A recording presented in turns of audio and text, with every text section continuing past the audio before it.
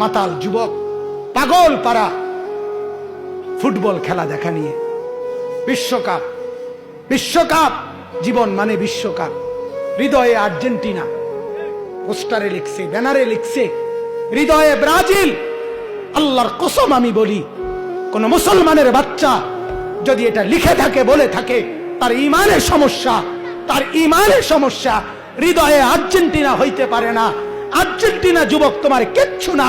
আর্জেন্টিনার খেলোয়াড় এগুলা বেঈমান, এগুলা কাফের, এগুলা বেঈমান। ব্রাজিলের খেলোয়াড় এগুলা কাফের, এগুলা বেঈমান, এগুলা মুসলমানের প্রিয় হইতে পারে না। ওরা আমার কি কথা বলেন? ব্রাজিল আমার কি বলেন? আর্জেন্টিনা হারলে আমার কি? আর্জেন্টিনা জিতলে আমার কি?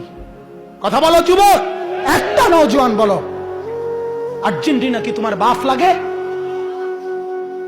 তাইলে আর্জেন্টিনা কি তোমার? হৃদয়ে আর্জেন্টিনা হয় কেমনে?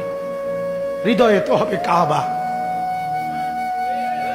হৃদয়ে হবে মদিনা, হৃদয়ে আল্লাহ, হৃদয়ে মুহাম্মদুর রাসূলুল্লাহ সাল্লাল্লাহু আলাইহি ওয়াসাল্লাম, হৃদয়ে মুহাম্মদ। হৃদয়ে ব্রাজিল হয় কেন? কোন লজ্জায়, কোন শরমে, আয় হায় হায় হায়, কোটি কোটি টাকা মুসলমানের সন্তান নষ্ট করে ফেলেছে।